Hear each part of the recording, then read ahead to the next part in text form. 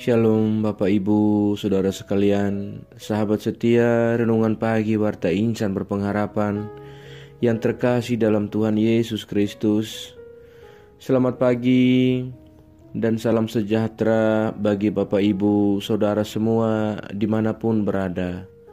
Selamat datang kembali di Renungan Kristen pagi hari ini. Semoga Bapak Ibu, Saudara semua senantiasa dalam keadaan yang sehat, dan kiranya damai dan sukacita dari Roh Kudus senantiasa melimpah di dalam kehidupan Bapak Ibu Saudara semua. Kembali pada pagi hari ini, saya mengajak kita semua untuk bersama-sama merenungkan firman Tuhan di pagi hari ini sebelum kita melangkah dalam seluruh tanggung jawab dan aktivitas kita di hari ini, agar supaya kita dapat melangkah dalam penyertaan Tuhan di sepanjang hari ini.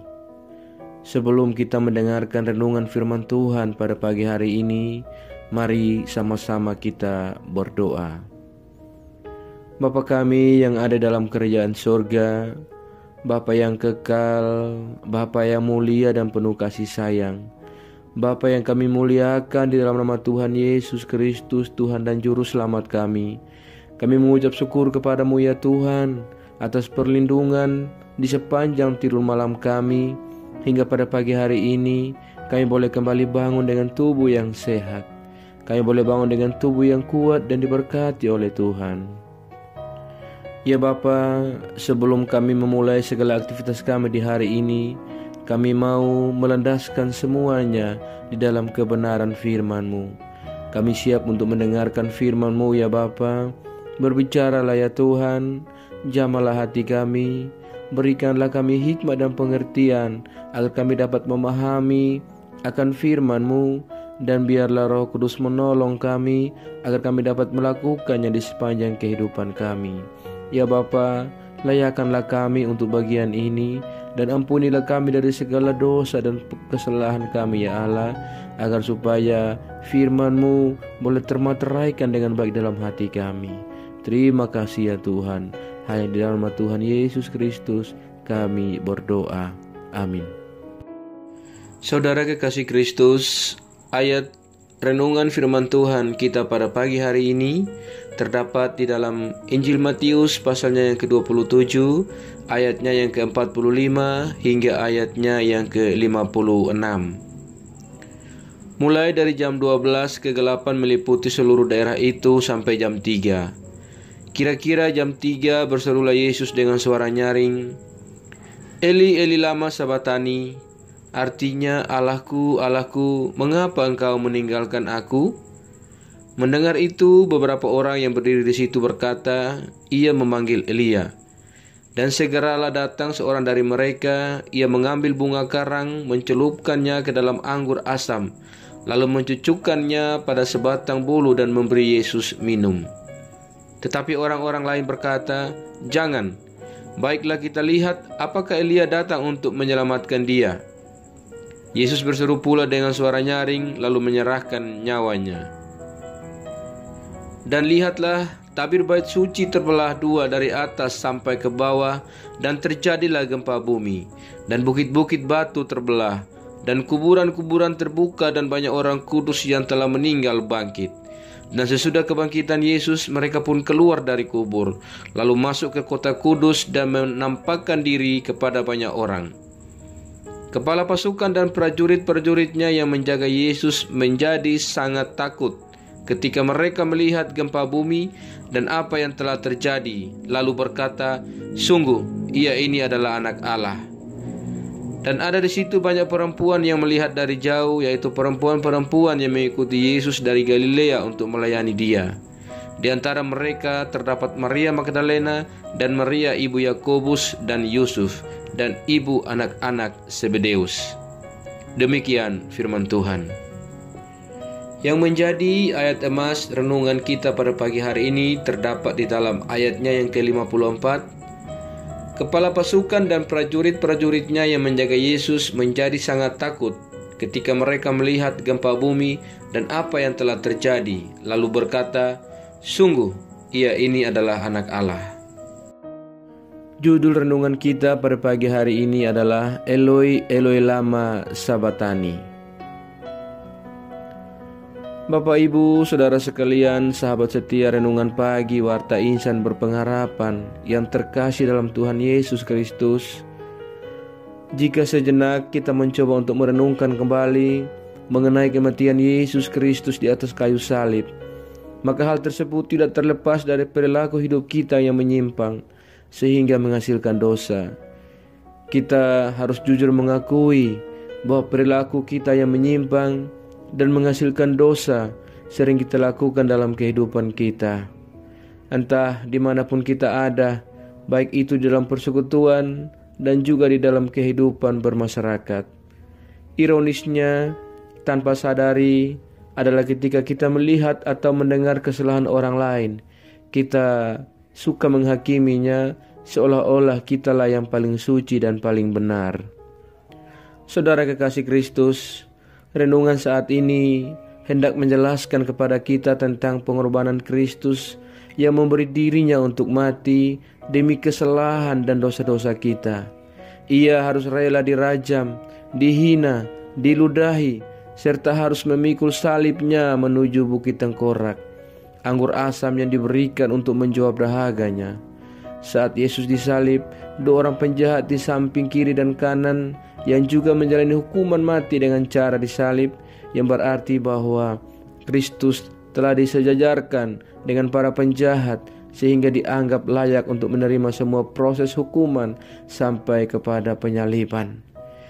Saudaraku, Yesus yang tidak berdosa namun harus menjalani penghukuman bersama para penjahat, tidak lain hanya dengan tujuan agar nubuatan janji keselamatan yang telah Allah rancang kepada manusia karena dosa dapat tergenapi.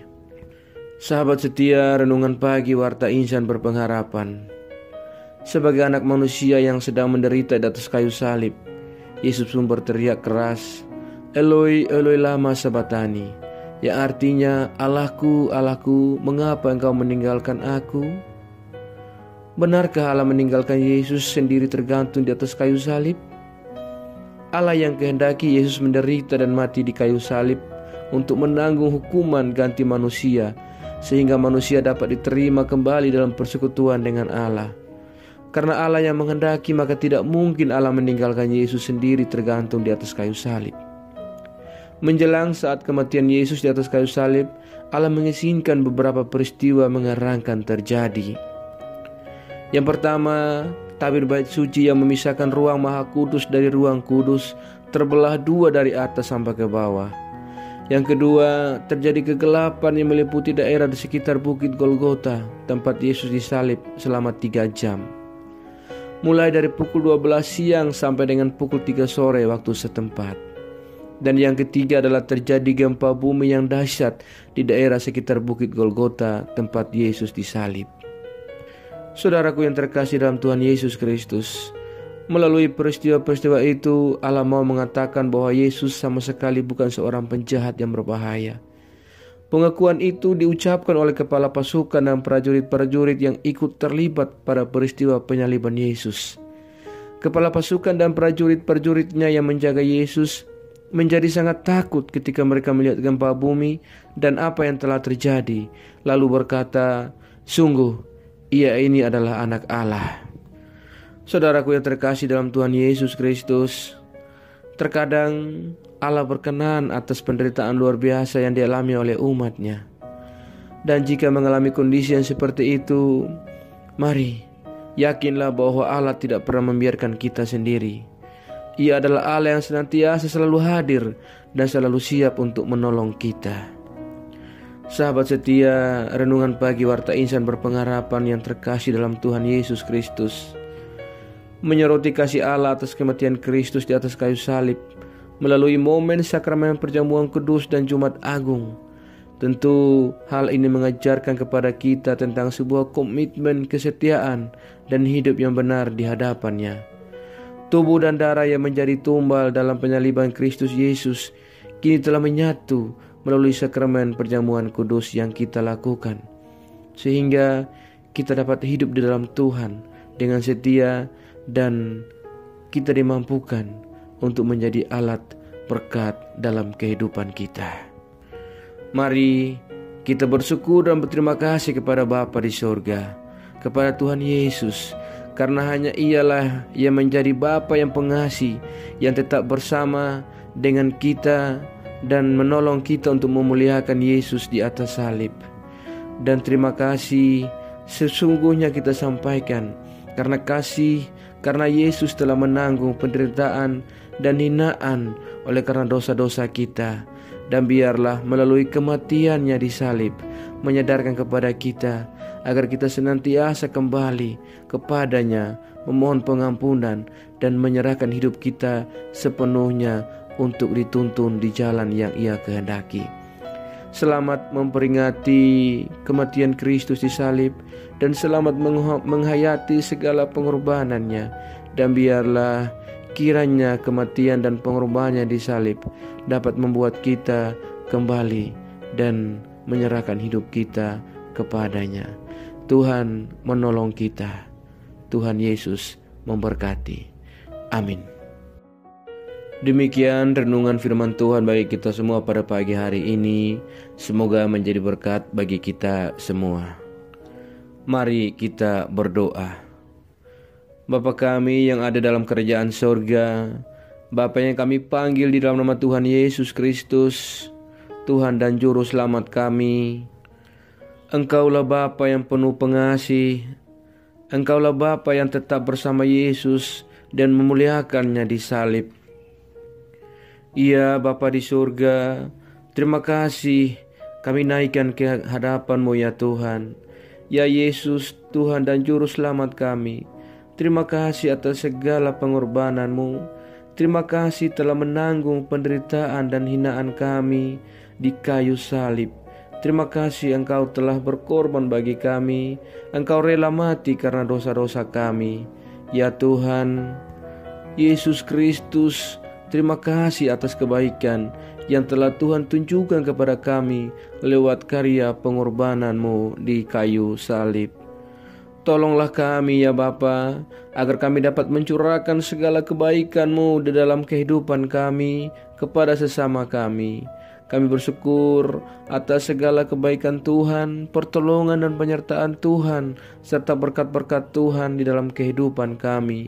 Kami berbahagia dan bersyukur atas kebaikan Tuhan yang tak pernah berkesudahan dan rahmat Tuhan yang tak pernah habis, bahkan selalu baru dalam kehidupan kami setiap hari. Ya Yesus, besar kesetiaan-Mu dalam kehidupan kami. Terima kasih buat firman-Mu pada pagi hari ini, firman-Mu yang kembali mengingatkan kepada kami, kembali membuka kehidupan kami. Kami dapat melihat, kami dapat menyaksikan pengorbanan-Mu di kayu salib demi menanggung dosa-dosa kami.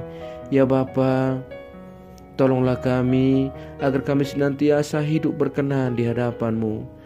Biarlah pengorbanan Kristus boleh menyadarkan kembali kepada kami, agar kami kembali hidup berkenan di hadapan-Mu ya Bapa. Ya Tuhan, terima kasih buat firman-Mu pagi hari ini. Kami mau selalu belajar dan terus belajar tentang firman-Mu. Hanya firman-Mu yang menguatkan dan meneguhkan iman kami. Hanya firman-Mu yang mampu mengubahkan hidup kami. Tolonglah kami untuk selalu berjalan bersama-Mu di sepanjang hari dan kehidupan kami, agar kami tidak tersesat di dunia ini ya Tuhan. Tolong kami agar kami dapat melakukan firman-Mu di sepanjang kehidupan kami, agar kami tetap kuat dan berjalan bersama dengan Engkau. Terima kasih Tuhan buat kesempatan hidup yang masih Tuhan anugerahkan. Biarlah tolong kami agar kami mau memakainya untuk hormat dan kemuliaan nama-Mu saja. Ya Tuhan, segala pergumulan hidup kami serahkan ke dalam tangan-Mu. Kami percaya Tuhan akan menyelesaikan segala sesuatu bagi kami. Kepadamu kami berharap dan berlindung ya Bapa. Terima kasih ya Tuhan. Pada pagi hari ini hamba berdoa bagi semua kami, saudara-saudara kami, saudara-saudara hamba yang saat ini sedang mendengarkan renungan firman Tuhan. Yang sakit Tuhan tolong jamah dan sembuhkan. Yang sedang bersedih dan bersusah hati Tuhan tolong sentuh hati mereka dan berikan kedamaian. Yang sedang berduka Tuhan, yang larut dalam kedukaan Tuhan sentuh hati mereka dan berikan penghiburan secukupnya daripada Engkau. Yang sedang bergumul untuk sebuah pekerjaan Tuhan, genggam tangan kami dan membawakan kami ke dalam sebuah pekerjaan yang dapat membantu kami melanjutkan kehidupan yang Engkau anugerahkan. Terima kasih ya Bapa. Bangsa dan negara kami, Tuhan memberkati. Seluruh pemimpin-pemimpin kami dari pusat hingga daerah-daerah, Tuhan memberkati. Saudara-saudara kami di pelosok negeri ini yang sedang mengalami penderitaan, kesusahan karena bencana apapun itu ya Tuhan, dalam nama Tuhan Yesus Kristus, Tuhan dan Juru Selamat kami, Tuhan menolong mereka, menguatkan mereka, mendamaikan mereka. Terima kasih Tuhan. Setiap daerah-daerah sedang mengalami konflik, kami berdoa, biarlah kiranya pengorbanan Kristus membawa pendamaian bagi setiap daerah-daerah ini ya Tuhan. Bapa di surga, terima kasih ya Tuhan. Ke dalam tangan-Mu kami serahkan kehidupan kami sepanjang hari ini. Kami mau berjalan bersama dengan Engkau ya Bapa. Bawalah kami ke jalan yang Engkau kehendaki dan tuntunlah hidup kami. Kepadamu kami berserah. Ajarlah kami agar kami selalu berharap dan percaya sepenuhnya hanya kepada Engkau. Demi Yesus Kristus Tuhan dan Juru Selamat kami telah berdoa kepada Bapa di surga. Di dalam pengasihan-Mu ya Tuhan kami memohon, dengarkanlah doa kami.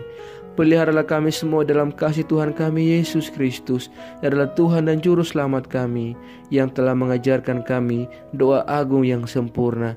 Kami ucapkan secara bersama-sama. Bapa kami yang di surga, dikuduskanlah nama-Mu, datanglah kerajaan-Mu, jadilah kehendak-Mu di bumi seperti di surga. Berikanlah kami pada hari ini makanan kami yang secukupnya, dan ampunilah kami akan kesalahan kami, seperti kami juga mengampuni orang yang bersalah kepada kami. Dan janganlah membawa kami ke dalam pencobaan, tetapi lepaskanlah kami daripada yang jahat. Karena Engkau-lah yang punya kerajaan, dan kuasa, dan kemuliaan, sampai selama-lamanya. Arahkanlah seluruh kehidupan kita kepada Tuhan dan terimalah berkat-Nya. Tuhan memberkati engkau dan melindungi engkau. Tuhan menyinari engkau dengan wajah-Nya yang kudus dan memberikan engkau kasih karunia.